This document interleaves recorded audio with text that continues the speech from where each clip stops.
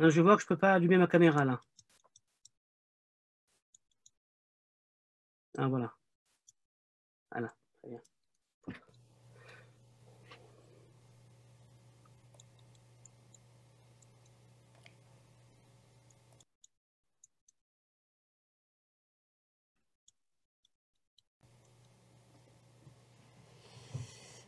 vois l'ordinateur derrière toi aussi.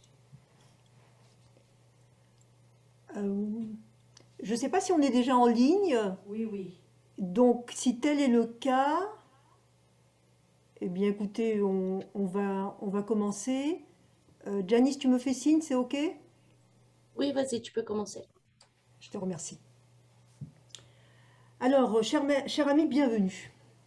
Bienvenue à cet événement de Aleph à la CSUQ, à la communauté séfarade unifiée du Québec. En ce dimanche pour nous, 14 heures, pour être raccord avec notre invité, le rabbin Michael Ben-Admon, que je vais vous présenter dans un instant, puisque lui se trouve en Israël. Et je sais parce que je vois déjà des noms de participants que nous sommes donc, certains d'entre vous majoritairement sont de Montréal, mais aussi de France et d'Israël. La conférence, entretien-conférence d'aujourd'hui s'intitule Le judaïsme séfarade peut-il être exemplaire pour le monde juif? Quand on pose la question, effectivement, on se dit tiens, oui, il y aurait matière à discuter de tout ça. Alors, je voudrais remercier le rabbin Michael Ben-Admon, qui est un ami. Nous avons eu le plaisir de l'inviter au Festival séfarade de Montréal en novembre 2018.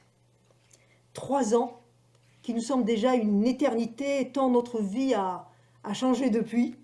Mais enfin, nous permet aussi d'user de médias, de techniques contemporaines qui nous permettent de prévoir cet événement avec toi, Michael. Alors, tu étais intervenu sur judaïsme et questions de société. Et l'on peut retrouver cette vidéo sur le site de Aleph. C'est aleph-études-juives.ca, donc aleph-études-juives-accolé.ca. Et on peut retrouver effectivement ces vidéos de 2018. Et ça avait été une véritable rencontre entre le rabbin Michael Ben-Admon et notre public ici à la communauté séfarade à Montréal. On m'en parle encore, je te le dis souvent, mais on m'en parle encore, parce que il semble que, aux yeux du public, tu incarnes, et nous le verrons sans doute au cours de cette conférence, à la fois un héritage dans lequel nos membres de la communauté séfarade se reconnaissent, et j'ajouterai un idéal à poursuivre. Alors, Michael Ben-Admon, rabbin et docteur en philosophie générale, il dirige le programme de formation complémentaire rabbinique séfarade du nom de Maharava, dans le cadre du cursus Amel au sein des institutions Or Torah Stone à Jérusalem, et ainsi qu'un programme de conversion, toujours à Jérusalem. Il enseigne la pensée juive à l'université de Bar-Ilan et est rédacteur de plusieurs programmes éducatifs pour les écoles juives de France et d'Israël. Auteur de plusieurs articles, collabore notamment à Pardes, qui est dirigé par Shmuel Trigano, et d'ouvrages en hébreu et en français. Il a publié, par exemple comme livre, Pourquoi Israël, les tentations territoriales, avoir, être, pouvoir, aux éditions Lishma, en 2017. Il est également possible de visionner certaines de ses conférences sur des thèmes très divers, parce que sa palette est très large. Aujourd'hui, nous allons nous concentrer sur l'héritage séfarade, mais en réalité, le rabbin Ben-Admon intervient sur plusieurs thématiques. Vous pouvez les voir sur academ.org ou sur YouTube. Il a également une page sur Facebook. Et puis, Michael Ben-Admon collabore au LVS, La Voix séfarade, notre magazine que j'ai le plaisir de diriger. Et ainsi, vous pouvez retrouver ces articles en tapant LVS Magazine. Point quoi? .org ou .com, je sais pas, il faut que je vérifie. Et là, vous pourrez, en allant sur LVS Magazine, en tapant son nom, retrouver certains de ces articles, auxquels d'ailleurs je vais faire référence dans Oui. le cadre de cet échange, notamment un article qui s'intitule Les bases de la loi juive dans le monde séfarade, et qui nous servira un peu de fil conducteur, en tout cas pour la première question. Cher ami, nous n'avons pas le plaisir de vous voir parce que c'est un Zoom webinaire, mais je vous remercie vraiment d'être présent.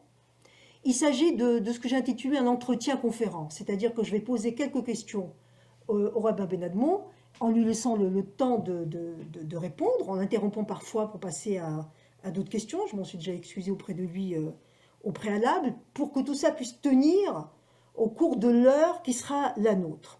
Mais je voudrais vous dire quels seront les axes principaux que nous allons aborder, et aussi un petit peu en quelque sorte la méthodologie qui sera la nôtre et la vôtre pour poser des questions. Alors donc, nous allons commencer par nous intéresser aux singularités du judaïsme séfarade. Ensuite, nous aborderons ses forces, dont certaines auront déjà été évoquées dans les singularités, mais aussi ses dérives, car il ne s'agit pas ici d'un entretien apologétique sur le monde séfarade. Enfin, nous nous pencherons sur ses défis, qui sont les nôtres. Et en conclusion, nous essaierons de résumer tout ça pour répondre au titre de la conférence sous forme de questions. Alors vous aussi, cher public, vous pouvez poser des questions, non pas sur le chat, qui, si j'ai bien compris ce que nous a dit Janice Silverstein, qui est avec nous pour la technique et que je tiens vraiment à remercier ici, mais dans l'item qui s'appelle Q&A, donc question-answer. Donc je le regarderai régulièrement au fur et à mesure pour savoir si vous avez des questions ou des commentaires. Et à ce sujet, je voudrais vous dire deux choses. N'hésitez pas. N'hésitez pas à poser vos questions et à faire des commentaires. Au bout de l'heure d'entretien, je prendrai ces questions et le rabbin Ben Admon y répondra. Mais j'ai aussi une faveur à vous demander pour une sorte de statistique sauvage. Pour nos différentes demandes de subventions, nous avons besoin de savoir qui est notre public. Alors, si vous êtes de Montréal, et vous mettez juste « je suis à Montréal » et votre tranche d'âge, pas d'autres indiscrétions. Et nous déduirons que pour les autres, eh bien, ils nous ont fait l'amitié de nous rejoindre sans faire partie de notre continent, en tout cas du Québec. Voilà, je pense vous avoir à ce stade tout dit. Je vois déjà que certains d'ailleurs usent de l'item questions et réponses. Bon, bonjour Michael. Bonsoir, Alors, bonsoir. je vais commencer par singularité du judaïsme séfarade. Au-delà des mélodies, senteurs culinaires, tu écris dans ton dernier article du LVS, Les bases de la loi juive dans le monde séfarade, qui est en ligne, je te cite. La séfaradité est aperçue comme une façon d'appréhender le monde, comme un état d'esprit. Il ne s'agit pas de folklore, de tradition culinaire, mais d'un certain être au monde, qui, s'étant certes développé dans un lieu et un temps bien spécifique, n'en est pas pour autant tributaire. Bon, je trouve déjà cette expression tout à fait saisissante. Toujours dans cet article, tu développes cette manière d'être au monde, dont tu vas nous parler dans un instant, en particulier dans le cadre de la loi juive, et tu te réfères notamment au rabbin marocain Rabbi Yosef Messas, de mémoire bénie, 1892-1974. Et tu avances ces axes suivants. Donc je vais te lancer ces axes et sur lesquels tu vas nous répondre, notamment la centralité de la communauté et le choix des rabbins d'aller plutôt vers la vie du plus indulgent, ce qu'on appelle la koula. Tu dis aussi qu'ils ne font pas un culte, je te cite, un culte excessif du détail et de faire de ce détail l'apparence du tout. Tu soulignes qu'il y a une référence au fait d'interroger les anciens et de vérifier ce qui se passait à la maison. Et puis, tu relèves aussi la conjugaison du sacré et du profane comme un héritage du passé espagnol et de son âge d'or, je mets entre guillemets. Et puis enfin, et ça fera l'objet d'une question spécifique, tu parles du rapport particulier que les séfarades ont nourri au sionisme. Alors voilà, je te lance, Michael, sur cette première question. C'est quoi cette manière d'être au monde à partir de ces différents axes qui caractériseraient le judaïsme séfarade? Bon, écoute, tout d'abord, bonsoir à tous et bonsoir et Sonia Sarah, qui me fait le plaisir de m'inviter et qui me gêne avec tous ces compliments. Mais je suis avec plaisir avec vous. Et je dois dire que je perçois en effet certaines fois des idées que je peux faire entendre sur le monde séfarade. Et je suis toujours étonné de ne pas les entendre plus au sein du public séfarade lui-même. Et c'est pour ça, en fait, que j'ai toujours considéré que je n'avais pas quelque chose de spécifique à rajouter, si ce n'est peut-être que c'est moi qui le dis. Mais j'ai l'impression que c'est quand même peut-être quelque chose qui fait partie d'un certain vécu. C'est de ça dont je parlais quand j'utilisais le terme un être au monde. C'est un certain vécu qui est partagé, qui est présent chez beaucoup, mais qui n'est pas toujours conceptualisé. En fait, je crois que la question de la singularité de l'être séfarade, de l'identité juive séfarade aujourd'hui, c'est une question qui se pose pour plusieurs raisons. Tout d'abord, aux quatre coins du monde, on est je dirais, face à des communautés pour lesquelles la conservation des tendances ashkénazes ou séfarades du judaïsme est bien moins importante. En Israël, évidemment, les choses sont telles qu'elles sont. Les communautés avec les deuxième, troisième générations d'arrivée de Olim de part et d'autre s'intègrent et se mélangent. En dehors d'Israël, très souvent, en tout cas en Europe, les communautés sont plus dans une démarche de, je ne vais pas utiliser le terme de survie, parce que ça serait un peu trop fort, mais on va dire une démarche qui est celle de continuer à vivre et assurer une vie juive intéressante et pétillante. Et pour cela, peut-être que la polarité séfarade-ashkénaze peut déranger. Et donc, j'ai l'impression que dans notre monde, poser la question de l'être séfarade, eh bien, c'est certaines fois quelque chose qui peut gêner. On veut continuer à être juif. On veut continuer à être juif selon le judaïsme qu'on connaît à l'endroit où on vit. Que ce soit un judaïsme plus orienté européen, israélien ou nord-américain. Mais en tout cas, cette singularité-là, je pense qu'elle fait partie d'une certaine âme. Je me rappelle d'un livre que Shmuel Trigano, je crois le premier livre que Shmuel Trigano avait rédigé, un livre qui était difficilement compréhensible. Et puis c'était, le titre m'échappe là. Le récit de la disparue, non? Le récit de la disparue. Voilà, le récit de la disparue. Et je me rappelle avoir lu là-bas justement la thèse du professeur Trigano, donc sociologue, donc qui analyse des faits sociaux. Et puis qui dit donc que selon lui, les sociétés ashkénazes et séfarades ne sont pas le fruit d'influences chrétiennes ou musulmanes, mais c'est plutôt le contraire. C'est-à-dire c'est le juif, c'est la sfaradité ou l'ashkénazité qui a en fait ensuite, on va dire, créé une certaine forme de société, même générale. Une thèse un peu folle, je dirais, mais pour lui, c'était vraiment une question d'âme. Il y a un être séfarade, il y a un être ashkénaze, une façon d'appréhender le monde. Alors, Sonia, c'est quoi cette façon d'appréhender le monde? Et je crois que, justement, c'est une religiosité qui s'appréhende dans le quotidien que chacun peut vivre.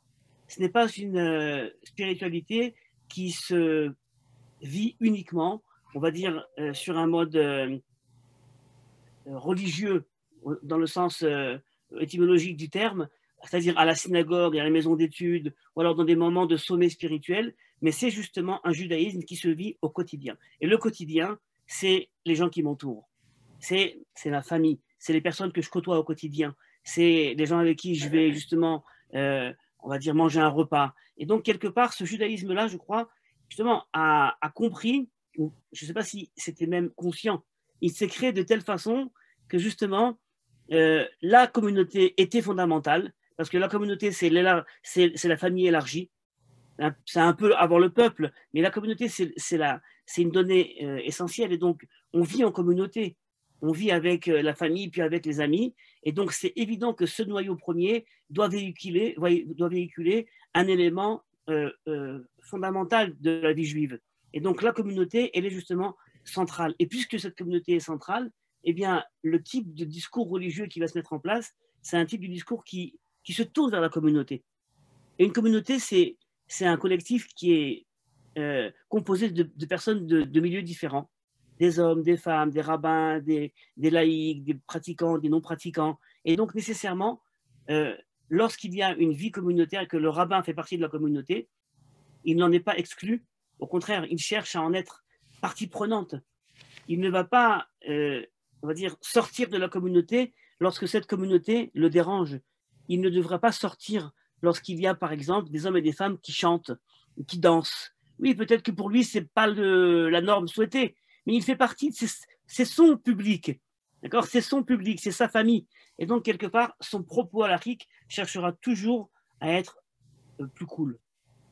Alors, d'une part, parce qu'il cherche à rendre grâce à la communauté, c'est-à-dire ne pas la culpabiliser d'une norme qu'il n'aurait pas conservée, mais d'autre part, parce que, quelque part, il pressent que là, halacha, il y a Torah s'il y a peuple.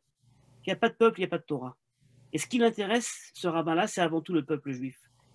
Et la conservation de ce peuple, dans sa singularité. Et donc, quelque part, il accompagne le peuple.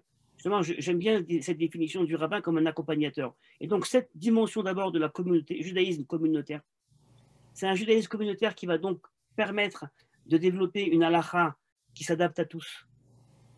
J'aime ces rabbins qui, lorsqu'ils faisaient justement leur discours du Shabbat après-midi, eh bien, avaient dans le public, en première rangée, les rabbins de la ville, les dayanim, et puis ensuite on avait les personnes qui également étaient connaisseurs d'études, et puis après on avait ceux qui ne connaissaient rien, mais qui venaient, et tout le monde comprenait. Et tout le monde en avait pour son argent, si je peux dire, et quelque part, c'est pas des choses c'est très difficile d'être à la fois populaire, mais de rester dans la profondeur. C'est très difficile d'être pertinent et de ne pas être dans l'apologie. Et lorsque je lis ces drachot, parce que les rabbins justement d'Afrique du Nord n'ont pas écrit de livres de philosophie, parce que leur philosophie est inscrite dans leur livre de sermons. Leur sermon était leur philosophie. C'est également une façon de penser la pensée, de penser la philosophie. En écrivant de la philosophie, on se sépare du peuple. Tout le monde n'est pas capable de comprendre les concepts, et tout le monde n'est pas intéressé par les concepts. Mais par contre, tout le monde est intéressé par comprendre ce que veut la tradition, et cette tradition, elle s'exprime justement dans le cadre qui est à la fois de la pensée, à la fois de la poésie. Et donc, quelque part, c'est d'abord la première donnée, la communauté comme base fondamentale, et ensuite, donc, la capacité à communiquer. La Kula, c'est cet instrument qui est la communication entre le rabbin et la communauté. Est-ce C'est que un outil. tu peux nous donner des exemples d'avis donc plus indulgents, ce qu'on appelle kula, on va traduire tous les termes qu'on emploie en hébreu pour que tout le monde soit à l'aise. Est-ce que tu aurais en tête des exemples de décisions rabbiniques qui iraient dans le sens de cette indulgence? Et je te repose la question, est-ce que tu dirais que vraiment cette indulgence, c'est une caractéristique du monde séfarade? Alors, là, merci pour la question. Alors, il y a en effet, le monde de la halakha, c'est le monde de la halakha. Et c'est-à-dire qu'il se développe selon une certaine réflexion qui prend ses bases dans le Talmud, et ensuite chez les rabbins médiévaux, et ensuite qui évolue, et qui, chez les rabbins ashkénazes, va avoir une certaine forme, chez les rabbins ashkénazes, chez les rabbins séfarades, une autre forme, chez les rabbins orientaux, encore une autre forme. Mais la halakha, encore une fois, c'est un système, c'est vrai, qui reste, on va dire, a priori en vase clos. Et il est difficile de dire il y a une halakha qui est séfarade, une halakha qui est ashkénaze. C'est ce qu'on aurait pu dire a priori. Et c'est vrai que dans beaucoup de questions qui apparaissent dans les responsables, dans la littérature des responsables, donc c'est cette vaste littérature qui est la compilation de toutes les questions posées par le peuple au rabbin, c'est la plus grande littérature du monde juif, il faut s'en rappeler, c'est quand même des centaines de milliers d'ouvrages. C'est la plus grande littérature du monde juif, la littérature des responsables. Et donc, il y a des questions qui, c'est vrai, ne sont pas tellement différentes lorsqu'elles sont traitées en terrain séfarade ou en terrain ashkénaze. Les questions qui vraiment, on va dire, vont mettre en exergue les différences idéologiques sont minoritaires, mais une minorité criante, parce que justement, la différence est forte. Allez, je donne un exemple. Oui. Il y a par exemple tout un débat dans la halakha sur le statut d'une personne qui ne fait pas Shabbat, qui ne garde pas le Shabbat. Cette personne-là, au niveau de la halakha, si on allait d'abord au niveau de la loi talmudique, qui est extrêmement dure, on aurait même pu la déjudaïser, cette personne. D'ailleurs, un avis qui apparaît dans la littérature des Géonim, déjudaïser une personne. Bon, jusqu'au XVIIe siècle, une personne qui ne faisait pas Shabbat, eh bien, c'était perçu comme étant une sorte de rejet de la communauté, de rejet des normes du judaïsme et de rejet du judaïsme point barre. C'était un rejet. Et donc, cette personne-là, on la sortait de la communauté. Sauf qu'à partir du XVIIe siècle, eh bien, une grande partie des Juifs, avec l'émancipation, la sortie du ghetto, eh bien, ont arrêté de garder le Shabbat. Alors, qu'est-ce qu'on fait? Et là, on a donc un rabbin ashkénaze, le rabbin Ettlinger, qui lui a une décision très importante en disant, bon, bah, puisque la profanation du Shabbat, c'est pour des raisons pécuniaires, les personnes ont besoin de travailler, et bon, mais ce n'est pas idéologique, on va donc considérer qu'une personne qui transgresse le Shabbat, eh bien, continuera à être juive. Très bien. Mais lorsque cette personne arrive quand même au sein de la famille, elle vient nous rencontrer Shabbat, ou elle vient à la synagogue, qu'est-ce qu'on fait? Alors certains vont dire, bon, on va l'accepter, mais on va quand même pas la compter dans le minyan, cette personne. On va quand même pas la faire monter à la Torah, parce que là, ce serait carrément lui donner on va dire une place publique. Et puis quand on va être à la maison ensemble, si cette personne arrive à toucher le vin, elle va rendre, on va dire, impropre le vin, on ne pourra plus le consommer. Et sur ces questions-là, on voit justement des différences. Parce qu'une perception séfarade qui met en son centre la communauté, la famille, et la conservation de ces cadres-là, pour rien au monde, on ne va faire la moindre petite allusion si cette personne qui profane le Shabbat va toucher le vin. Parce qu'on risque justement de l'en éloigner de cette communauté. Oui, elle va arriver à la... Excuse-moi, peut-être juste préciser pour le grand public, effectivement, quelqu'un qui ne respecte pas le Shabbat, selon la loi juive rigoureuse, et qui toucherait la bouteille de vin, ce vin ne serait plus idoine pour la consommation. Donc là, tu nous donnes un exemple d'un responsable rabbinique séfarade qui fait fi donc de ce point-là. Tout à fait, tout à fait. C'est-à-dire qu'en fait, on veut conserver le lien entre l'individu et la religion juive, enfin le judaïsme, si vous voulez, et son identité, en considérant que lui-même le veut. C'est ça en fait l'idée. C'est que arrêtons de supposer qu'une personne qui ne pratique pas, eh bien, n'est pas intéressée par son judaïsme. Il y a une nouvelle scission qui s'est opérée. On peut être juif de toute notre âme et pour autant ne pas pratiquer, ne rien pratiquer. Et ça, c'était évidemment une dimension totalement nouvelle à l'ère moderne. Eh bien, les rabbins séfarades, eux, ont considéré, même plus loin que ça, que même une personne qui contractait un mariage mixte n'était pas pour autant d'accord pour s'assimiler. C'était également une donnée très intéressante. Est-ce que tu aurais un autre exemple dans ce sens-là, qui souligne donc le souci de préserver une communauté, quelles que soient les attitudes ou orientations des gens de cette communauté? Bon, alors, on a évidemment un sujet qui, je ne sais pas si on va en parler ce soir, Sonia, la question justement de la conversion. Oui. Lorsqu'une personne va rencontrer eh bien, un conjoint non juif ou une conjointe non juive, eh bien, dans une communauté généralement ashkénaze, il y aura une propension plus grande à l'en éloigner. Et dès lors qu'on considère que cette personne n'écoute pas le rabbin et va pour autant faire sa vie avec cette personne, eh bien, on peut même en arriver certaines fois à lui poser l'anathème et donc à vouloir se séparer. Dans les communautés d'Afrique du Nord, dans ce cas-là, de personnes qui étaient en couple avec des non-juifs et des non-juives, eh bien, l'idée était d'opérer des conversions, parce que dans tous les cas, ils resteront ensemble.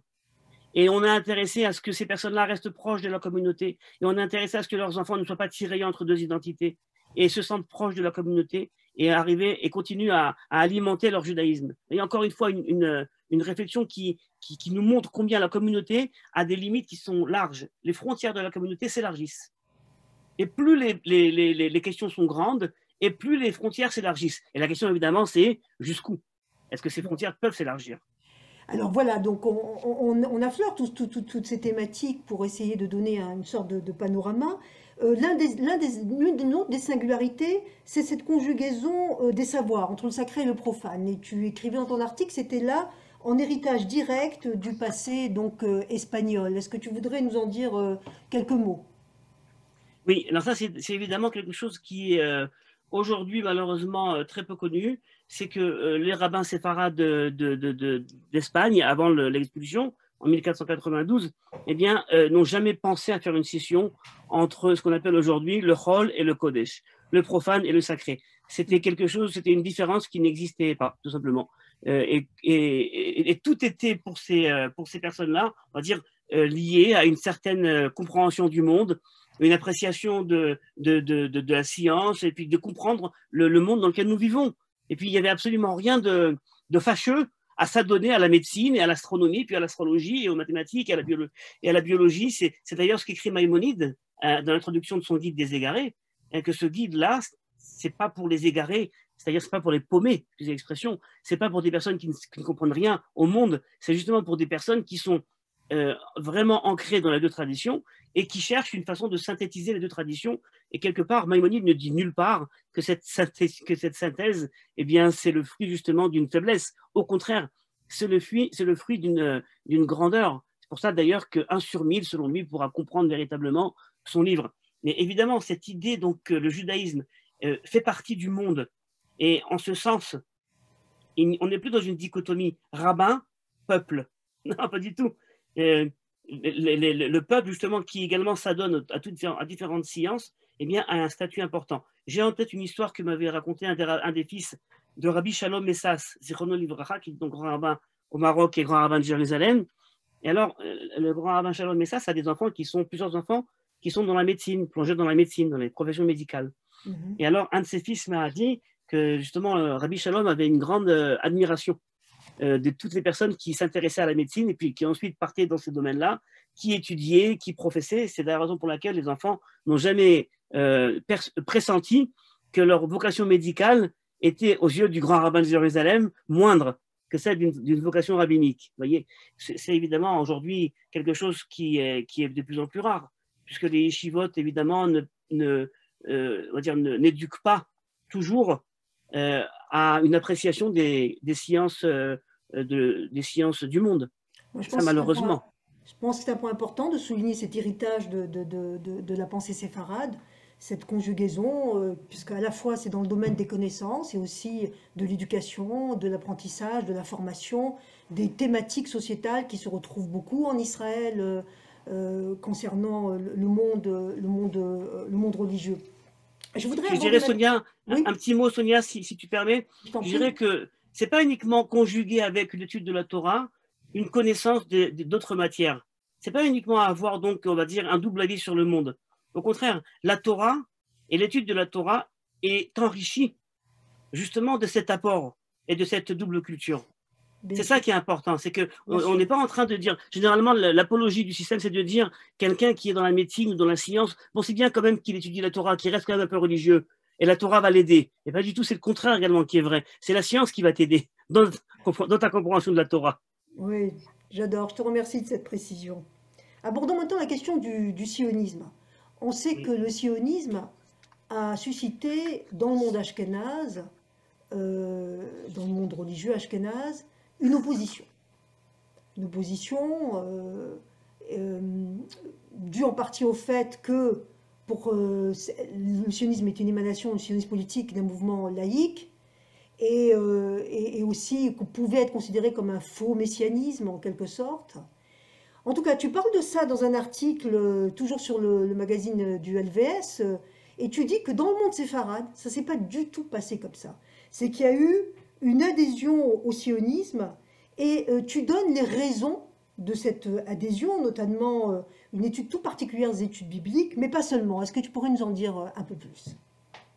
Alors, c'est vrai que historiquement, on se rend bien compte que le sionisme a posé problème pour le monde juif. Étonnamment d'ailleurs, c'est toujours étonnant, mais on va dire ça a posé problème parce que justement le monde ultra-orthodoxe, ashkénaze, a perçu dans le sionisme laïque un messianisme. C'est-à-dire qu'a priori, il aurait pu ne percevoir dans le sionisme qu'une volonté politique. Or, justement, le monde ultra-orthodoxe ashkénaze a vu dans le sionisme quelque chose de messianique et a immédiatement refusé ce messianisme. Bon, dans le monde, dans une certaine école sioniste religieuse, le sionisme était présenté non pas comme un messianisme, mais comme étant en fait un mouvement de libération d'un peuple. C'est le sionisme religieux classique. Avant les thèses du Rav Kook, du grand rabbin d'Israël, le Rav Kook, le sionisme religieux était basé sur l'idée qu'il fallait sauver le peuple. Le peuple d'Israël était en train de se faire massacrer, tous les 2 matins un pogrom, il fallait donc le sauver. Le Rav Reines, qui a en 1902 fondé le fameux Mizrahi, le mouvement sioniste religieux, ne parle pas du tout de messianisme, il parle tout simplement d'une mitzvah qui s'appelle Atzalat Nefesh, Pikuach Nefesh chez la Klal. C'est-à-dire il faut sauver un juif et à plus forte raison lorsqu'il s'agit de sauver le peuple entier. Et donc, on est dans une constellation où, d'une part, on a un sionisme laïque qui n'a rien à dire sur le monde juif, on a un sionisme religieux qui reste laïque et un sionisme ultra-orthodoxe, on va dire, qui refuse le messianisme. Et là, on a dans cette constellation-là, eh bien, un sionisme séfarade qui se fait entendre un peu partout, justement, dans les terres séfarades, et qui est très intéressant parce que c'est un sionisme, je dirais, extrêmement lucide. On ne peut pas dire il ne savait pas ce qui se passait en Israël, il ne savait pas qu'il y avait des kibbutzim qui élevaient des cochons, il savait très bien ce qui se passait uniquement pour eux. C'était, on va dire, une certaine issue, parce que c'était pour eux en effet quelque chose de messianique, une certaine issue de l'histoire. Il y avait là la suite du Tanakh qui s'écrivait devant eux, tout simplement, et le Tanakh, puisqu'ils étudiaient les études bibliques, autant au moins que les études talmudiques, eh bien, les mener dans leur quotidien. La pensée tanachique, pour eux, c'était justement cette idée qui disait que on voit certaines fois des belles choses dans le peuple, des fois des mauvaises choses, on est des fois spirituellement élevé, des fois spirituellement bas, et donc du fin fond de cette pensée biblique, même lorsqu'on est bas, eh bien, on peut encore voir des choses grandes, comme par exemple le messianisme sioniste. Et ces rabbins-là, en effet, ont une perception fondamentale parce que, et on les voit depuis le début. Par exemple, j'ai en tête un texte d'un rabbin que les Français ont connu puisque c'était Rabbi Rachamim Naouri. Le rabbin Rachamim Naouri, c'était donc le grand rabbin de Bonn, en Algérie, mais puis qui est ensuite arrivé à Paris, qui était quand même le président du tribunal rabbinique de Paris. Il a écrit un livre de responsable, Rachamecha Rabim. Mais ce qui est très intéressant, c'est que ce même rabbin, lorsqu'il était donc en Algérie, il a écrit un texte qu'il a lu, je l'ai devant moi, un texte qu'il a lu pour le jour de l'indépendance de l'État d'Israël en 1950. Le jeune État avait donc 2 ans. Et alors, il écrit un texte incroyable et il cite justement l'évolution, je dirais, politique et géopolitique de la mise en place de l'État d'Israël. Et il en parle sur un ton qui est, on va dire, existentiel au possible. Et il va dire à la communauté qu'il se passe ici un phénomène incroyable de retour sur la terre d'Israël. Et on va retrouver de sa part un petit papier, un peu comme le petit papier de Pascal lorsqu'il avait eu sa nuit de révélation.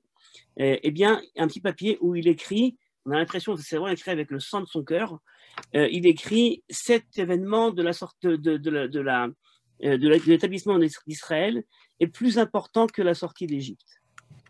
Vous imaginez? C'est-à-dire que c'est vraiment un lien, une pensée immédiate avec le Tanakh. Pour lui, la relation immédiate qu'il va faire entre l'établissement de l'État d'Israël et la Torah, c'est la sortie d'Égypte. C'est-à-dire qu'il ne va pas penser en termes talmudiques, messianiques, quand est-ce que le Mashiach va arriver. Non, on est en train simplement de vivre. Et on a des textes, évidemment, dans ces corpus-là, des rabbins, mais cette fois-ci dans toute l'Afrique du Nord, véritablement toute l'Afrique du Nord. Je crois il n'y en a que 2 qui étaient passionnistes en Afrique du Nord. Un, c'était clair, c'était le Rabbi Raphaël Baruch Toledano, qui d'ailleurs est arrivé de Meknes, qui est arrivé à Bnei Brak d'ailleurs, qui a fondé une yeshiva, et qui est devenu pour le monde ultra-orthodoxe Haredi, Ashkenaz, la référence du rabbin marocain.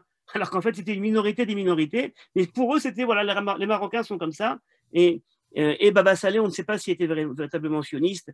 Certains considèrent qu'il était proche des cercles de Satmar. Certains témoignent qu'il était très proche des textes de Rabbi Yoel Tettelbaum, qui avait écrit donc la Bible de l'antisionisme, si on peut dire.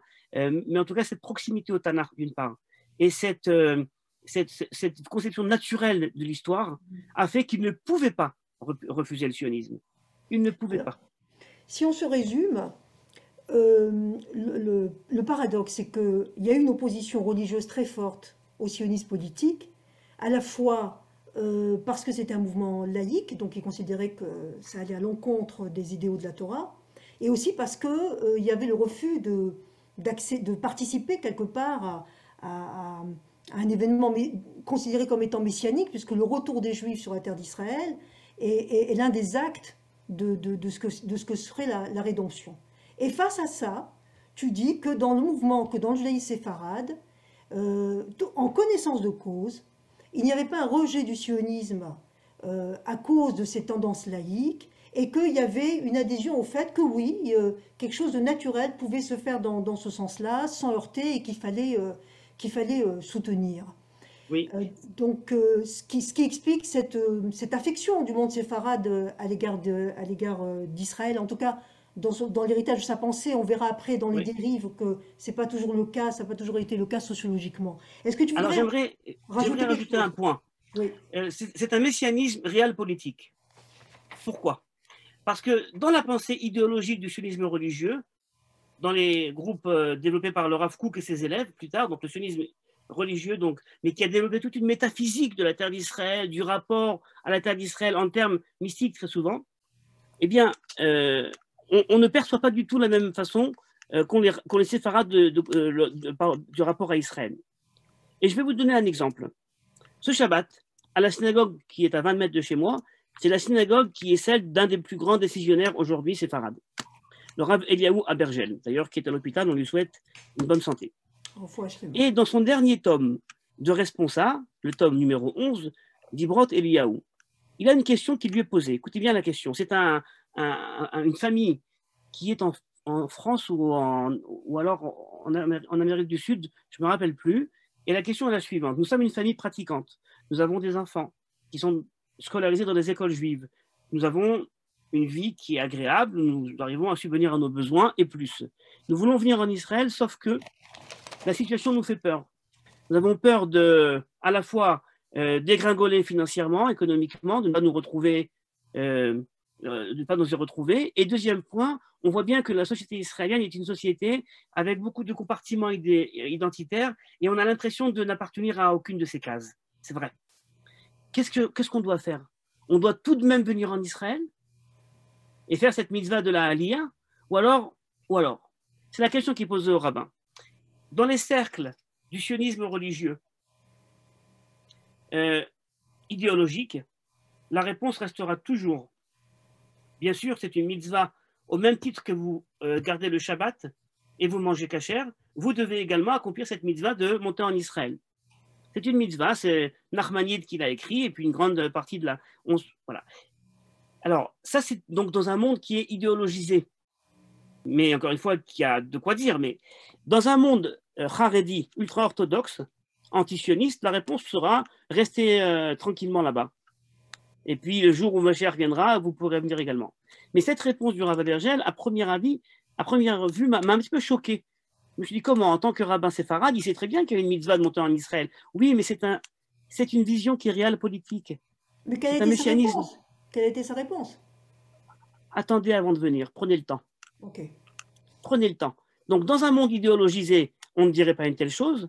Dans un monde opposé, on ne dirait pas une telle chose. Mais lui, il met en place donc l'idée que c'est une mitzvah, il faut l'accomplir, il faut venir, mais on comprend bien évidemment le caractère aléatoire de la vie et les contingences de la vie. Donc tu soulignes ce côté pragmatique. Je voudrais juste dire que par rapport au monde les attitudes par rapport aux sionistes, tu as ceux qui sont sionistes, ceux qui sont anti-sionistes, et puis une majorité du monde religieux qui est asioniste, c'est-à-dire qui balance. On va passer maintenant, si tu veux bien, Michael, à notre deuxième axe, qui sont les forces. On peut dire que certaines des singularités comptent parmi les forces du judaïsme séfarade. Moi, j'en ai relevé une dont tu parles aussi dans un de tes articles. Celui-ci, c'est la formation rabbinique séfarade dont Maharava, dont tu t'occupes. Et tu dis que l'une des forces, c'est un rapport décomplexé aux autres religions. Et tu rajoutes être un passeur entre l'Orient et l'Occident, donc pour le judaïsme séfarade, et dans le dialogue avec l'islam. Et nous, ici, à la CSUQ, nous sommes attachés à ce dialogue avec le monde arabe et musulman, comme nous l'avons montré au travers de nos différents programmes interculturels tous ces dernières années. Est-ce que tu voudrais dire, s'il te plaît, un mot à ce sujet? Et j'en profite avant que tu répondes pour te dire, que c'est magnifique de voir tous ces livres derrière toi. C'est une réjouissance.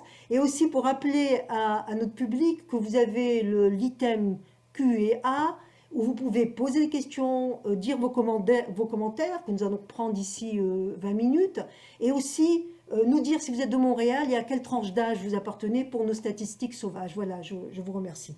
Alors, revenons à la question que je viens de te poser, Michael. Comment tu définirais ce rapport décomplexé aux religions et ce rôle de passeur sur lequel mon maître Manitou, le rabbin Léon Ashkenazi, Zichrono Livracha, insistait beaucoup d'ailleurs? Oui.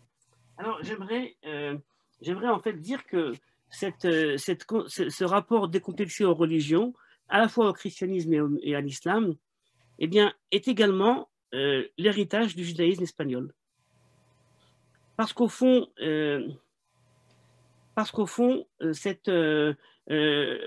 qu'est-ce qui, on va dire, qu'est-ce qui est à la base des relations entre les religions? Qu'est-ce qui fait qu'une personne va avoir une certaine hostilité ou une certaine affection envers une religion ou une autre? Eh bien, c'est souvent les contingences de la vie. En Israël, il y a un conflit très dur entre, et là c'est justement la question, entre Israéliens et Palestiniens, ou alors entre Juifs et musulmans. On ne sait plus vraiment comment qualifier ce conflit. Mais en tout cas, à l'époque de l'âge d'or espagnol, il y avait une perception incroyable qui était exprimée par, allez, je vais dire par Maïmonide. C'est pas le premier qui l'a exprimé. Le premier, c'est un rabbin yéménite, hein, Rabbi Netanel Afayoumi, au XIe siècle. Et Maïmonide a continué cette lancée, où ils disent en fait, regardez le monde dans lequel nous vivons. Est-ce un monde qui est rempli de paganisme et donc de conception idolâtre? Et idolâtrie n'est pas uniquement, on va dire, une question matérielle, c'est un rapport au monde, hein, l'idolâtrie. C'est un manque de morale, c'est l'utilisation d'objets et de personnes à des fins non souhaitables. Donc, nous disent Maïmonide, regardez le monde. Et à quoi il ressemble? Eh bien, ce monde-là, c'est un monde qui aujourd'hui, grâce à l'islam et grâce au christianisme, est rempli de paroles bibliques. Et puis les prophètes d'Israël se retrouvent dans les bouches de milliards de personnes autour de la planète. Lorsque les musulmans, aujourd'hui 2 milliards de personnes sur la terre, se tournent vers Allah et font la fameuse shahada. Et la shahada, je vous rappelle, ça vient du mot également araméen sahadé, le témoignage. Ce n'est autre que le schéma Israël. C'est pas schéma Israël, c'est la déclaration monothéiste, la profession monothéiste, Hachem Elokeinu, Hachem Echad. Et donc Maïmonide voit ça et dit, mais à la fois cet islam et ce christianisme, eh bien, sont en train de mener l'humanité, ni moins, ni plus qu'à l'époque messianique. Et c'est un texte qui est après dans les lois sur les rois de Maïmonide, un texte que vous ne trouverez pas dans les éditions classiques du Mishneh Torah, puisqu'il a été censuré. Mais ce texte-là est un texte très important, puisque justement, ils nous disent que la vision, le regard que l'on pose sur la religion, eh bien, c'est avant tout en fonction de quel est le message qu'ils avancent dans le monde. Alors, il n'y a pas non plus il y a une grande lucidité. Évidemment qu'il y a une lucidité, certaines fois, on était quand même en période de pogrom ou de tritel, il y avait quand même des conflits, hein, à droite à gauche. Mais pourtant, pour eux, les religions, c'est avant tout des alliés. L'islam et le christianisme sont avant tout des alliés. Ce ne sont pas des religions idolâtres depuis bien longtemps. On trouvera évidemment dans la littérature halachique différents avis, mais on a des avis, assez d'avis en Afrique du Nord, qui nous disent justement que ces religions-là ne sont pas de l'idolâtrie. Un responsable très important de Rabbi Yosef Messas, dans son livre Maïm Chaim, où il décrit justement la question qu'on lui pose, l'idolâtrie, le christianisme est-il une idolâtrie? Et puis il répond avec la plus grande des aisances, eh bien je me suis posé la question, j'ai donc contacté le curé, je suis parti le rencontrer dans son église, et je lui ai posé la question, est-ce que vous vous prosternez devant Jésus qui est ici devant nous en statue? Et il m'a dit, évidemment non, nous sommes liés au Dieu un, et uniquement nous avons comme intermédiaire Jésus. Donc vous voyez bien que cette idée donc, était une idée médiévale, tout simplement, qu'il n'y a pas de rivalité entre les religions. La rivalité est née après. Une grande question qu'il faudrait réfléchir. D'où est née cette rivalité et cette nécessité justement de taxer l'autre d'idolâtrie? J'imagine que c'était lié à une condition minoritaire des Juifs qui devaient, afin de préserver leur patrimoine, eh bien, accuser les autres de faute ou de... Voyez, on trouve ça également chez un rabbin ashkénaze. Hein. Ça, c'est intéressant parce que cette idée, justement, apparaît également chez le Yaavetz. Alors, ça, c'est pour nos auditeurs, c'est intéressant. Lorsqu'on cite généralement un rabbin qui s'appelle le Yaavetz, c'est-à-dire Yaakov ben Tzvi, alors on pense à Rabbi Yaakov Emden, qui était donc le fils du Chacham Tzvi au XVIIIe siècle en Allemagne, donc un rabbin très important qu'on appelle Yaavetz. Mais Yaavetz, dans les terres séfarades, on pense à Yaakov Ibn Sour, c'est-à-dire Rabbi Yaakov Ibn Sour, qui est en fait un des rabbins importants marocains, l'auteur du Mishpat Takab Yaakov, qu'on appelle le Yaavetz Asfaradi. D'accord? Donc on a les deux. Mais le Yaavetz Ashkenazi a écrit un texte éloquent qui s'appelle Resed Mat'e, où il parle justement de la possibilité de reconnaître pas uniquement l'islam et le christianisme comme des religions non idolâtres, et en ce sens, ça ne pose pas de problème de rencontre, de discussion, mais reconnaître en elles également une dimension de prophétie. Okay. Et ça, c'est très intéressant. Et c'est ce qu'écrit également ce rabbin Netanel Fayoumi, donc sûrement un des maîtres de Maïmonide, qui écrit justement qu'il est très. On peut penser au sein de la tradition juive que Jésus et Mahomet étaient justement titulaires d'une certaine prophétie et d'un degré de prophétie, et donc c'est quelque chose qui est absolument incroyable. On n'a pas l'habitude d'écouter ces propos. Effectivement. Écoute, sur ce point, on va en rester là.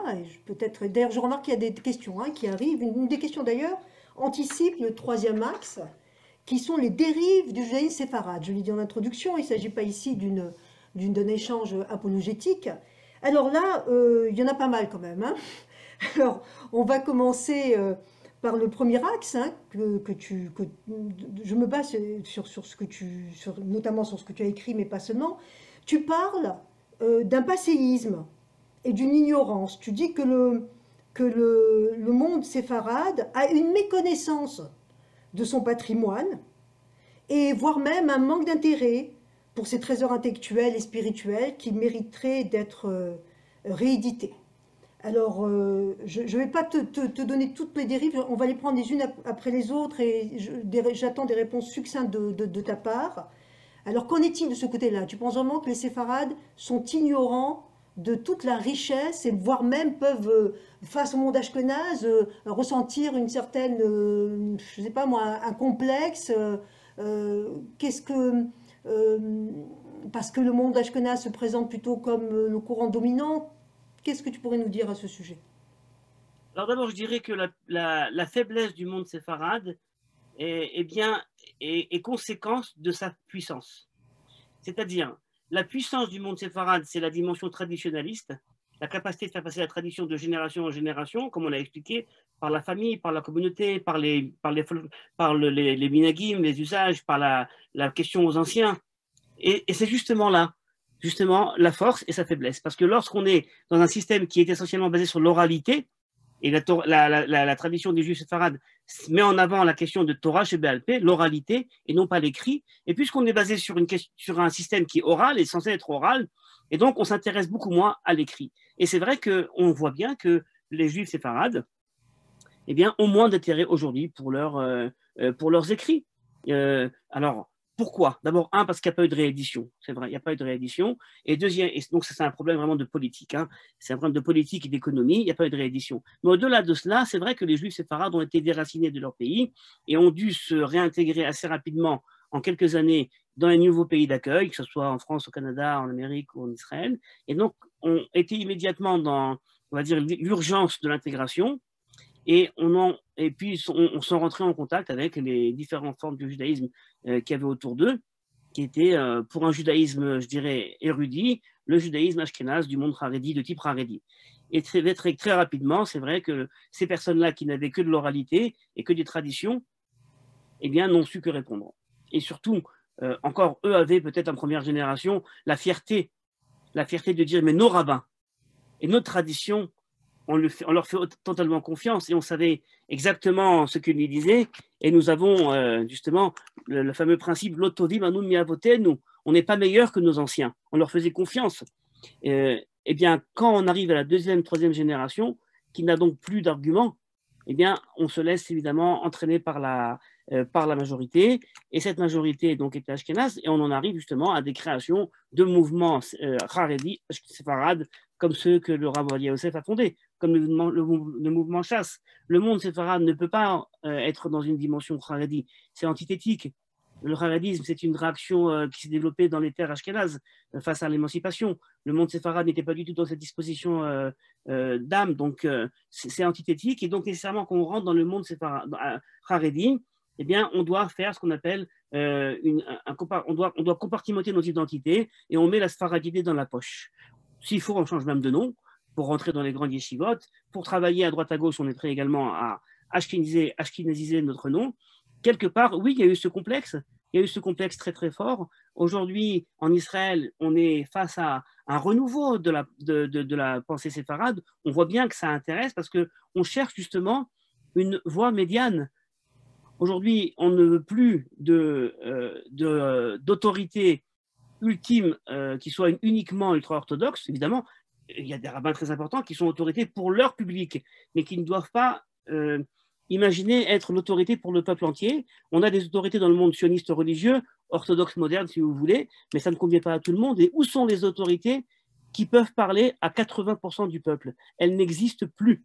Nous sommes en manque de leaders spirituels qui puissent avoir une parole qui soit pertinente pour 80% du peuple. Et là, je le dis, on va dire, du peuple séfarade aux quatre coins du monde. Alors Michael, donc, première dérive, un passéisme et une ignorance de son patrimoine. Tu nous as donné quelques raisons à ça, pas une prédominance de l'oralité, pas de réédition, un contexte qui fait que de déracinement, qui fait on s'est peut-être pas penché sur tout ça. La deuxième dérive, tu l'as déjà mentionné, c'est cette ashkénisation. Alors il y a un mot que tu emploies souvent, hein, c'est Haredi. Alors je voudrais dire pour notre public non hébraïsant, Haredi littéralement ça veut dire craignant Dieu, on le traduit sociologiquement par ultra-orthodoxe. Et là, on va rappeler le travail par exemple du sociologue Yaakov Lupo, qui raconte comment tout un monde séfarade, en particulier du Maroc, a été pris et s'est rendu en France, à Aix-les-Bains ou à Guetzal en Angleterre. Et il y a eu toute une ashkénisation du monde séfarade qui s'est vue après en Israël.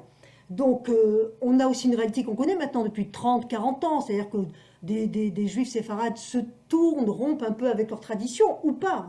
Certains disent que non, en rejoignant les mouvements chassidiques, que ce soit le mouvement Chabad ou le mouvement Bretslav. Je le dis, ça peut être vu comme une rupture, et pour eux qui le vivent, ça peut ne pas être vu comme une rupture. En tout cas, rejoignent un judaïsme rigoriste qui n'est pas toujours en lien avec leur judaïsme séfarade. Donc ça serait très nettement la deuxième dérive du monde séfarade. Je te pose la question. Oui, tout à fait. C'est-à-dire qu'il y a donc cette idée justement que le monde séfarade n'a pas d'apport spirituel pour l'individu. On est justement dans la communauté, dans le groupe, dans la famille, dans la tradition. Et quelque part, aujourd'hui, on est dans un monde où l'individualisme est plus fort et je cherche à me nourrir spirituellement. Alors, qu'est-ce que m'offre la tradition séfarade? Et je crois qu'il y a justement dans les textes qui sont oubliés des forces et des idées très fortes, mais justement, du fait qu'elles n'ont pas été véhiculées, on est donc parti chercher autre part. Attention, moi, je n'ai absolument rien contre l'étude de Breslev, de l'écouter Moharan, que j'apprécie énormément, ou de la Chassidoute, que j'apprécie énormément. Mais ça restera dans ma conception du monde, encore une fois, une conception du monde, une perception qui peut m'aider spirituellement à atteindre peut-être certains sommets que je n'arriverai pas à atteindre d'autre part. Mais cette idée qu'il n'y a pas dans la pensée séfarade, il n'y a pas dans la pensée séfarade de possibilité de développer une spiritualité actuelle, pertinente pour l'individu, je crois que c'est ça justement le problème. Je vous dis qu'il y a des textes passionnants. Par exemple, dans le monde des yeshivot aujourd'hui, lorsque quelqu'un veut étudier le travail sur les vertus, sur les midot, alors on est généralement orienté vers l'étude d'un livre extraordinaire de Rabbi Moshe Chaim Lutzato, qui est le Messilat Yesharim, le Sentier de rectitude, qui est un livre véritablement, on va dire un livre d'ascèse spirituelle. Mais il y a également dans le monde séfarade énormément de livres, et j'en pense à deux. Un qui a été écrit en Orient, Kol Sasson, de Rabbi Moshe Sasson, un livre extraordinaire dans sa profondeur et dans sa pédagogie. Mais un autre, par exemple, comme Afkat Rochel. Afkat Rochel, c'est le titre d'un des livres de responsable de Rabbi Yosef Karo, mais il y a un autre nom, Afkat Rochel, de le Rabbi Ochayon, marocain, qui a écrit un livre entier de 400 pages sur l'humilité, et pas uniquement sur l'humilité, on va dire, telle qu'elle se vit, telle qu'elle se comprend dans les textes, mais telle qu'elle se vit, c'est un véritable accompagnement spirituel. Mais ça, évidemment, il faut à la fois avoir les textes, il faut une lecture, et une lecture, je dirais, adaptée. Et c'est peut-être justement un point justement, qui est lié au prochain, c'est que du fait qu'on n'a pas de maître séfarade aujourd'hui, on manque de leaders séfarades. On peut avoir des rabbins qui vont lire ces textes-là, mais du fait qu'ils ne sont pas des véritables leaders, qui ne sont pas, c'est-à-dire liés à la communauté et aux besoins des juifs d'aujourd'hui, ils ne vont pas trouver dans ces textes-là les réponses que les juifs attendent. Parce qu'en vérité, un texte peut parler, mais si on ne sait pas y chercher, y trouver ce qu'on cherche, eh bien, il restera silencieux. Et donc, quelque part, aujourd'hui, malheureusement, on manque justement de ces rabbins, je dirais pas séfarades au niveau ethnie, mais de ces rabbins qui sont, on va dire, pleins de cette pensée, pétris à cette pensée, et qui veulent justement amener des nouvelles réponses. Pas parce que ce sont des réponses écrites par des sages séfarades, parce que ce sont des réponses pertinentes. Alors écoute, en t'entendant mentionner tous ces noms et tous ces ouvrages, on peut comprendre que tu travailles sur des programmations à l'égard de la jeunesse, de l'éducation, et je pense que ça pourra qu'intéresser certains de nos membres. Nous avons ici l'école Maïmonide et j'ai vu comme participant l'un de ses fondateurs qui est le professeur Jean-Claude Lasserie. Voilà, on sait que tu planches sur tout ça. On arrive pratiquement, enfin on se dirige tranquillement vers la fin là, de notre entretien. Il nous reste deux axes, les défis et puis notre conclusion pour répondre à notre question. Alors, pour les défis, je vais te les donner tels que tu as déjà d'ailleurs toi-même mentionné, quelques-uns d'entre eux. Donc la séfaradité au-delà de l'ethnie.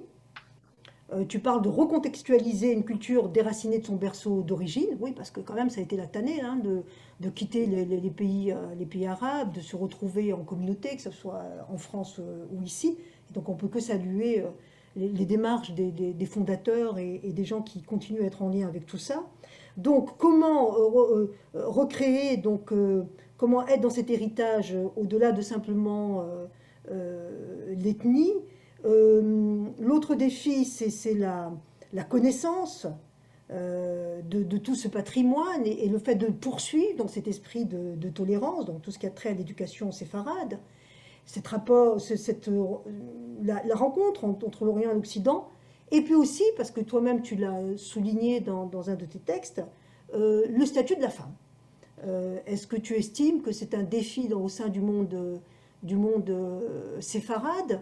Et là, je vais me permettre une petite réflexion personnelle qui me vient à l'esprit au moment où je mentionne ce point.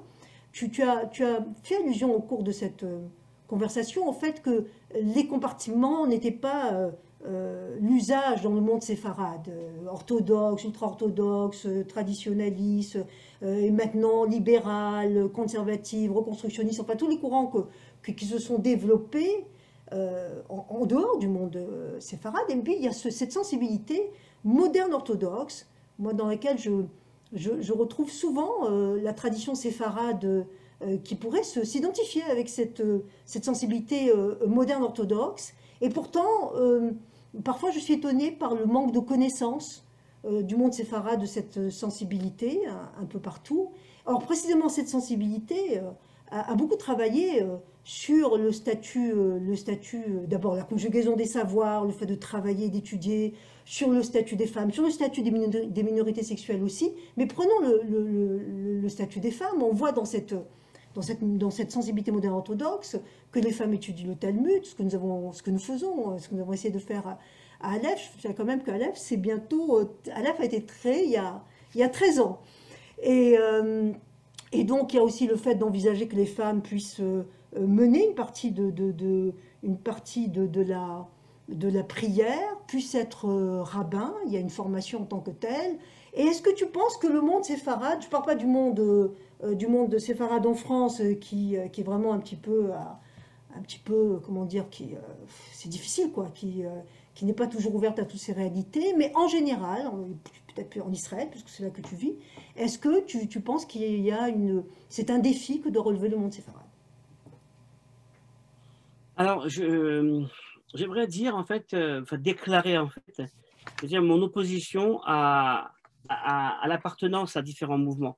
De plus en plus, je cherche à me détacher de ces appellations. Je sais que pendant des années, on me présentait comme étant un des représentants du monde orthodoxe moderne en Israël francophone, mais en vérité, c'est une appellation qui ne fait que nous éloigner d'autres publics. Et on est juif, et en tant que juif, voilà, on a des questions, et puis on essaie de les régler, et ces questions-là doivent être réglées, que ce soit dans des communautés séfarades, soit des communautés orthodoxes, des communautés massorties, libérales, orthodoxes modernes, qu'importe. Il y a des questions à régler dans le monde juif aujourd'hui, et il faut les régler. Et certaines communautés seront plus, on va dire, vont accepter ces changements plus facilement, et d'autres non. Alors, évidemment, les communautés séfarades plus traditionnelles et plus traditionnalistes, eh bien, auront un problème avec une évolution du statut de la femme. J'aimerais d'ailleurs le dire uniquement entre parenthèses, on n'a pas eu le temps d'en parler aujourd'hui, mais je pense qu'il y a une différence essentielle à faire entre la tradition et le traditionnalisme. Une différence qui a été développée et réfléchie par le professeur Abi Sagui de l'université de Bar-Ilan. Je pense quelque chose de très important. Le traditionnalisme, c'est un retour vers le passé. C'est justement cette nostalgie de ce qu'il y avait. Mais ça n'aide pas à continuer à vivre. Alors que le retour à la tradition, une tradition, c'est quelque chose qui est toujours réactualisé. Une tradition ne peut être que celle du lendemain. Et c'est paradoxal, mais nous avons une tradition qui pourra vivre parce que justement, elle est actualisée. Le traditionnalisme, c'est un coquillage mort et qui n'est pas intéressant. Je pense que dans le monde séfarade, justement, quand on parle de tradition, on entend les deux. Certains n'entendent que le premier, d'autres entendent que le deuxième. Je crois que le problème, le statut de la femme pose problème dans le judaïsme contemporain. Je dirais même que dans les mouvements progressistes, libéraux et conservatifs, ou des constructionnistes, ou des différentes... je pense que même dans ces mouvements-là, ça pose encore problème. Quel problème? Le problème que par rapport à la halakha, on n'est pas toujours en phase. J'aimerais réfléchir le statut de la femme dans le monde moderne de façon à ce qu'une grande partie des communautés puisse justement comprendre qu'on a une nécessité aujourd'hui d'amplifier la force féminine dans les communautés, que ça soit au sein du rituel et du culte pour les communautés qui sont prêtes à le faire, c'est-à-dire lecture de Megillah, lecture de la Torah pour les communautés qui sont prêtes à le faire, et la halakha ne s'y oppose pas du tout, que ce soit dans le cadre de l'étude de la Torah, qu'il faut évidemment démocratiser, et j'aime bien cette phrase, je ne sais plus de qui je l'ai entendue, mais je l'aime bien. On a combien de Maïmonides on a raté, de Maïmonides femmes, on a raté. J'aimerais vous dire que cette année, la professeure Tamar Ross a fêté ses 80 ans. Tamar Ross est une des pionnières du féminisme halachique. Moi, j'ai eu la chance d'étudier avec elle à Bar-Ilan il y a à peu près 25 ans. C'est avec elle que j'ai étudié la pensée du Rav Kook. Et je peux vous dire que c'était peut-être, pour moi, à Bar-Ilan, à cette époque-là, la rencontre avec justement ce qui ensuite a développé chez moi cette tendance féministe, c'est que je me suis retrouvé face à des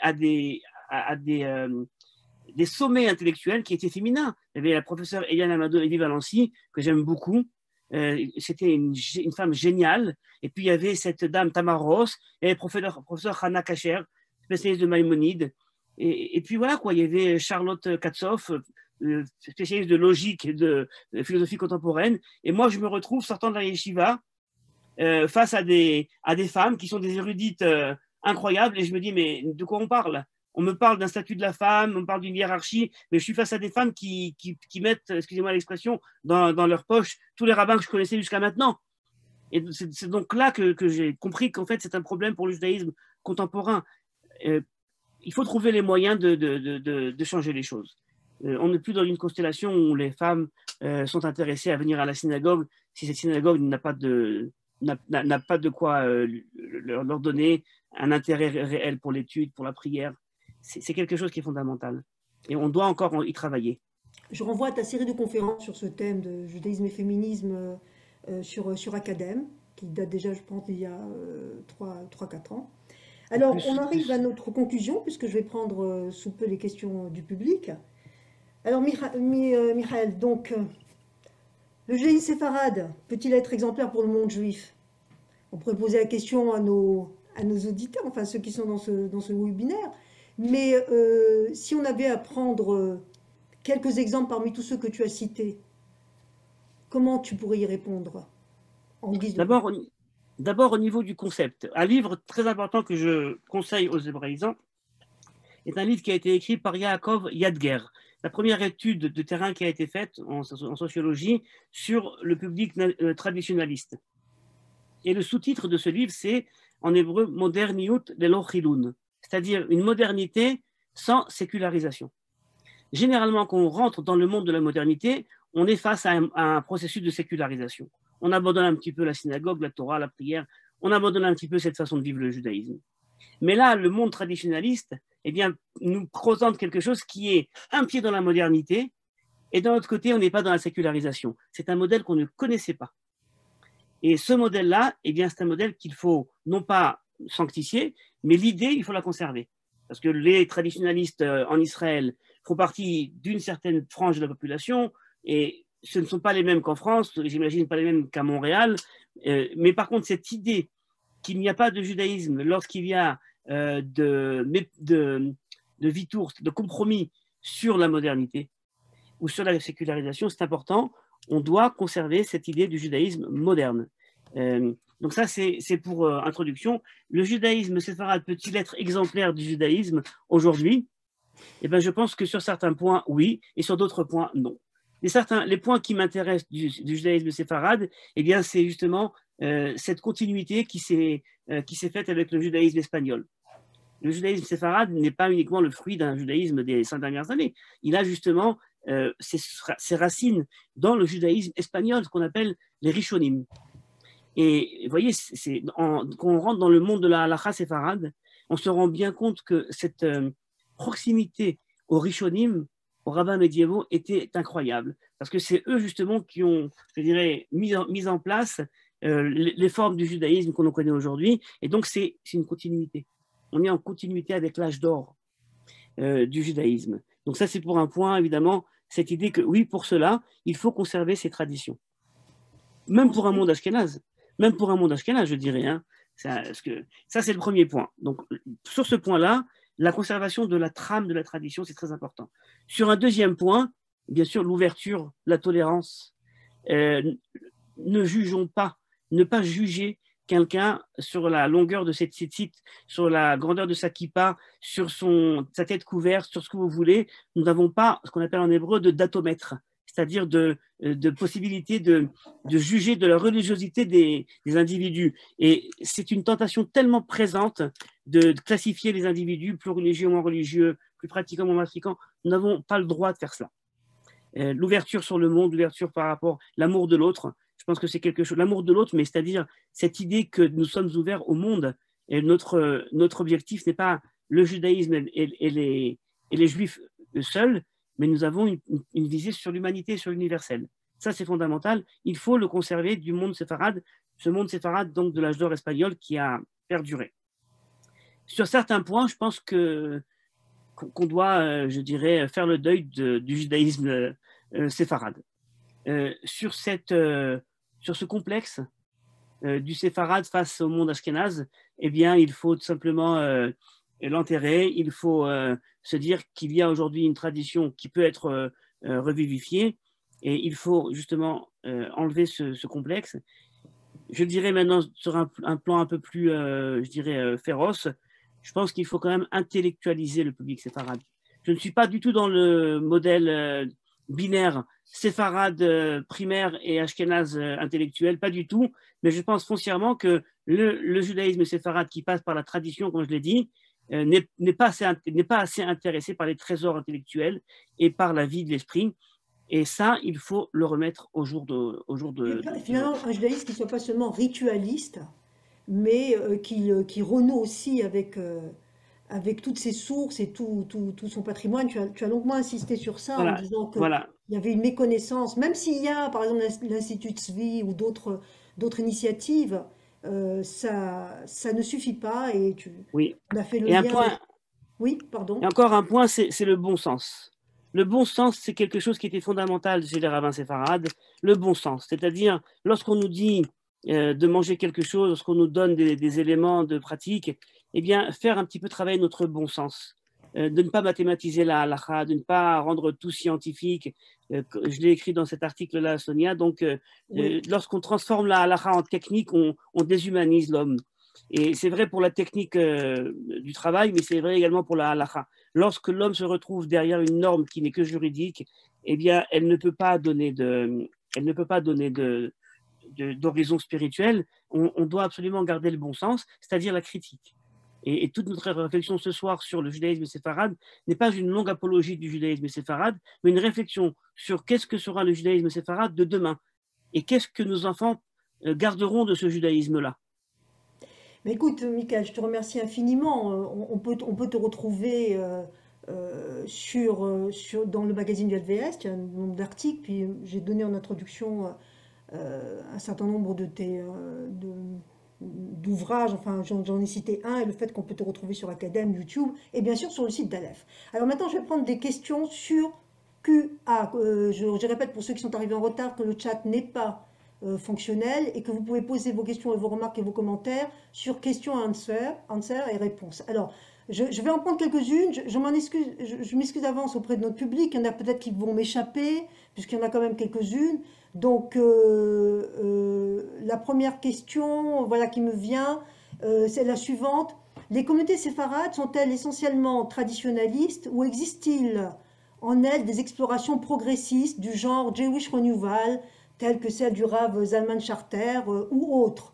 Donc, tu nous as dit un peu ta profession de foi sur le fait que tu n'aimais pas compartimenter tout ça, mais est-ce que tu trouves qu'effectivement, il y a des réflexions de ce type-là qui se font au sein du judaïsme séfarade? Oui, alors je peux vous donner uniquement des exemples de mon quartier, de ce que je vois en tout cas en Israël. Je ne sais pas si ce qui se passe dans mon quartier, c'est révélateur pour le peuple juif, hein, parce que c'est le sud de Jérusalem où on a toute forme de judaïté qui se côtoient les uns à côté des autres, et où on a également des communautés séfarades, qui sont des communautés séfarades euh, égalitaires. égalitaires. Je pense à 2 communautés comme ça, en tout cas. Et puis, il faut savoir qu'en fait, aujourd'hui, dans le cadre des communautés, je dirais, égalitaires, eh Orthodoxe et bien, égalitaire, hein? On précise. orthodoxes, hein, les communautés Égalitaire, orthodoxes oui. égalitaires, il est toujours bien vu, parce qu'on comprend bien que le séfarade a certaines fois été mis de côté, eh bien, de réintégrer la voix séfarade.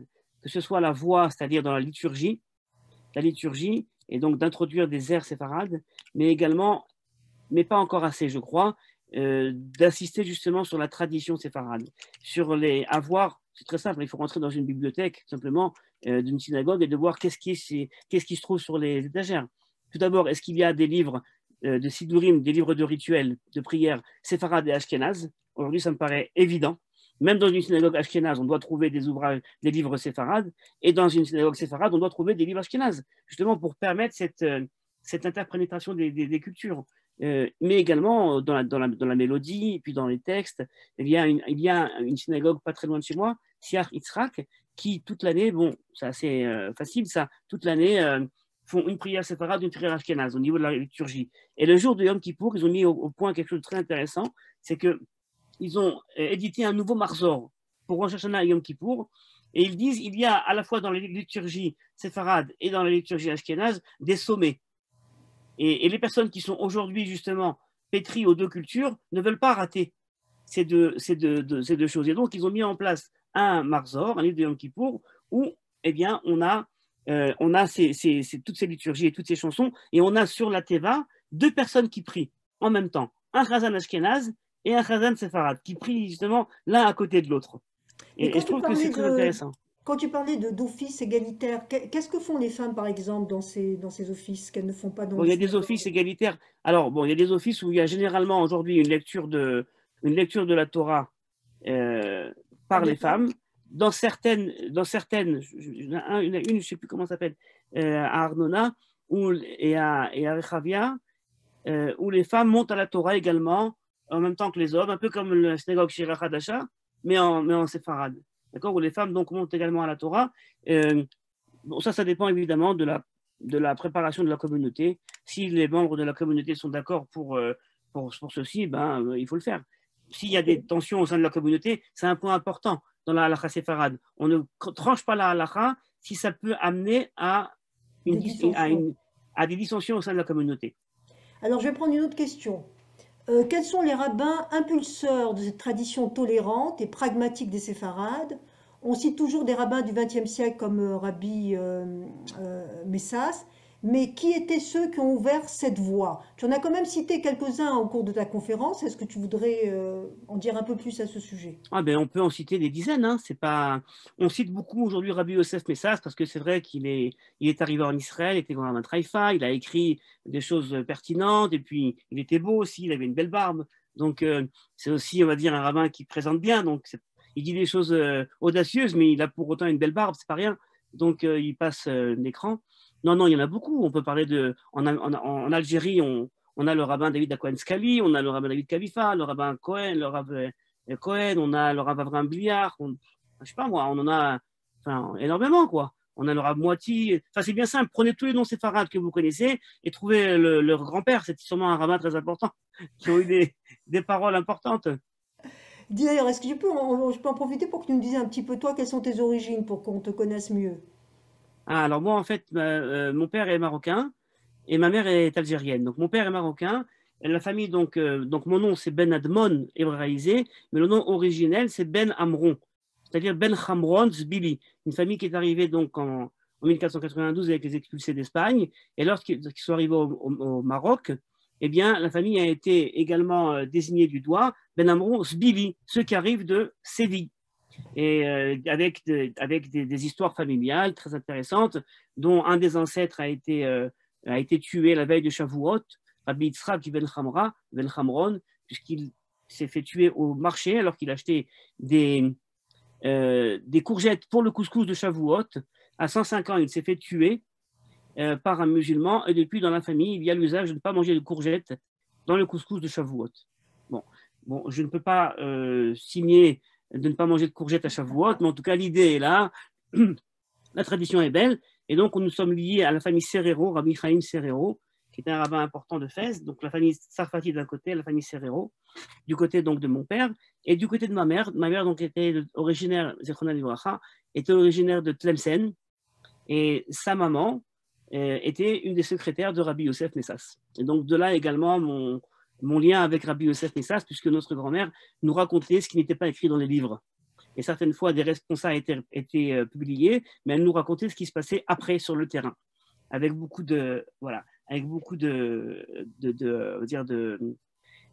d'empathie pour ce rabbin qui était surnommé l'ange rose, qui venait tous les matins au consistoire et puis qui posait la main sur la tête et puis qui bénissait les femmes. Mais j'aimerais, Sonia, dire un mot important, je pense, qui serait intéressant pour nos auditeurs. Vas-y. On a tout un débat aujourd'hui en France autour d'Éric Zemmour et la candidature d'un juif algérien à la présidentielle. Eh bien, j'aimerais uniquement vous dire qu'il y avait également en 1936 l'élection de Léon Blum, juif en France, qui avait posé problème. Et Rabbi Yosef Messas lui-même a écrit un texte très intéressant que je suis en train de traduire en français, justement face à l'élection de Léon Blum, qui selon lui allait éveiller des sentiments antisémites au sein de la population.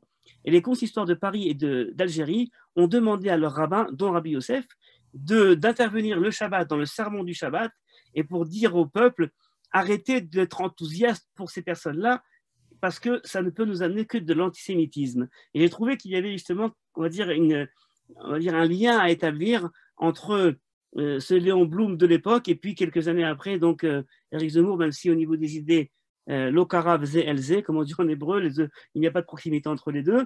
Mais en tout cas, ceci dit, c'est intéressant de voir comment, certaines fois, un rabbin peut s'exprimer également sur des sujets d'ordre politique. Et vous verrez dans le texte que je vais donc publier dans pas longtemps, comment certaines fois, on parle de politique sans en parler. Et on parle de valeurs.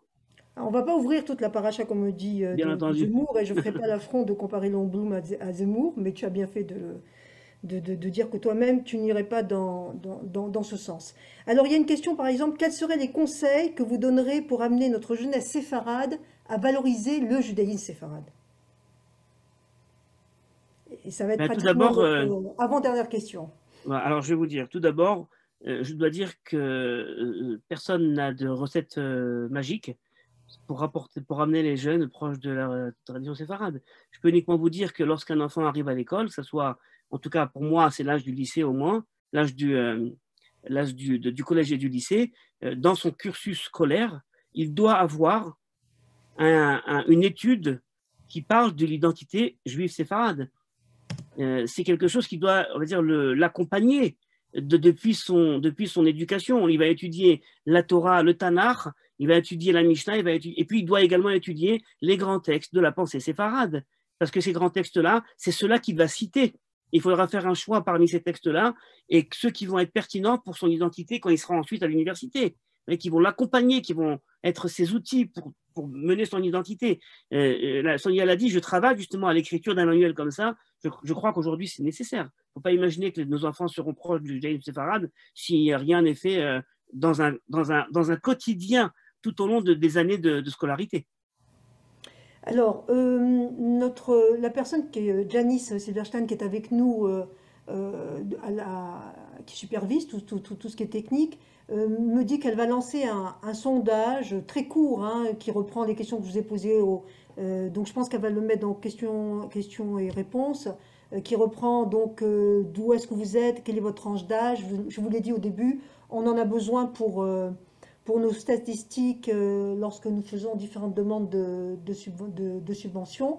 Au niveau des participants, nous sommes, si je vois, nous sommes une bonne trentaine, ce qui est pas mal. Voilà, le sondage est lancé, il vous suffit juste de cocher.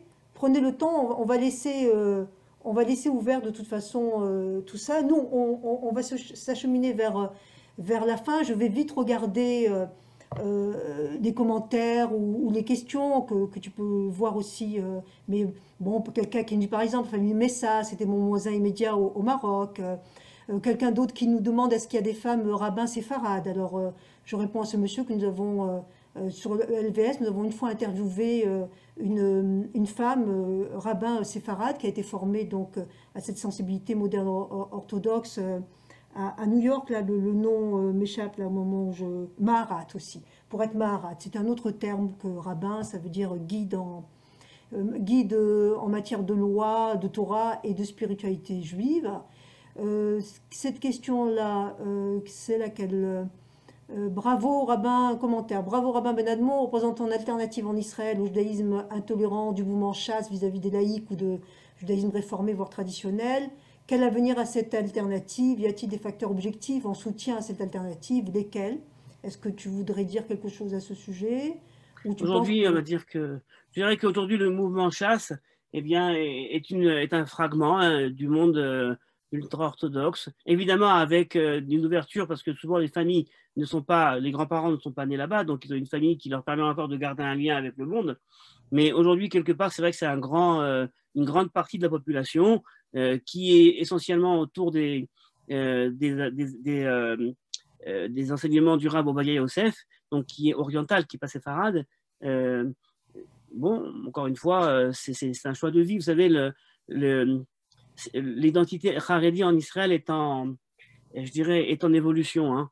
Le monde Haredi n'est plus celui qu'on connaissait il y a 10 ans. Il y a 20 ans évidemment, mais il y a 10 ans même pas. Et il y a des évolutions incroyables au sein de ce monde-là. Et on est face à une intégration grandissante de ce public-là vers le monde du travail, le monde de l'étude, le monde de l'armée.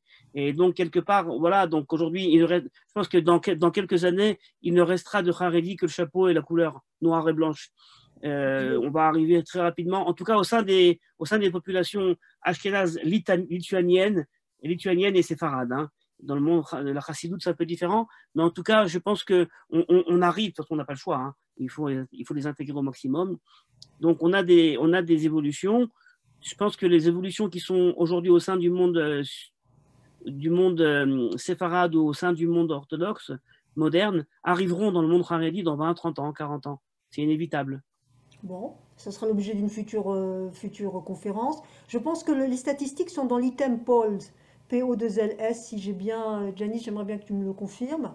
Alors, il y a une question, ça va être pratiquement notre avant-dernière question, à propos de deux grandes sommités, le Rav Kook, Ashkenaz, et puis le rabbin Oziel. Alors moi, j'aime beaucoup le rabbin Oziel, qui a été Rishon LeZion, donc le grand rabbin séfarade de l'État hébreu. Et une question sur est-ce que le rabbin Kook a été influencé par le rabbin Oziel? Je ne sais pas pourquoi ces personnes posent la question. Moi, je vais la poser de façon plus générale. Est-ce qu'il y a eu une influence réciproque? Oui. Alors, tout d'abord, on a affaire à deux géants de la Torah, Quand je dis géants de la Torah, ce n'est pas uniquement en fonction de leurs connaissances évaluables, c'est véritablement en fonction de leur impact sur le monde juif et de leur ouverture. Le Rav Kook était un géant de la Torah, sans aucun doute un des grands maîtres du XXe siècle, tant en halakha qu'en pensée juive, en Kabbalah, en spiritualité, et le Rav Uziel également. Et ce qui est très intéressant, justement, c'est que les deux proposent deux voies parallèles. Le Rav Uziel était perçu par ses élèves comme étant un ange, et le Rav Kook également. Mais un ange, pas dans le sens de désincorporé, désincarné, pas du tout, mais comme quelqu'un justement qui avait une forte personnalité et une action sur le monde qui était, on va dire, extrêmement appréciée. Le Rav Uziel a laissé non seulement des ouvrages de halakha, mais d'une audace incroyable. Aujourd'hui, on aurait honte de les enseigner, tant sur l'électricité pour le Shabbat, pas uniquement pour le Yom Tov, sur les ascenseurs, sur le métro, sur les conversions. C'est incroyable dans ces textes, Mishpete Uziel et Piske Uziel Beshelot Azman, ces deux responsables, c'est des textes incroyables, mais il a également laissé des livres de pensée juive, Egioné Uziel, qui sont des textes très intéressants, et on voit là-bas justement les différences entre le Rav Kook et le Rav Uziel. Est-ce que le Rav Uziel a influencé le Rav Kook? Écoutez, ils ont travaillé les deux en tant que l'un grand rabbin séfarade, l'autre grand rabbin ashkénaze, plutôt Rishon LeZion.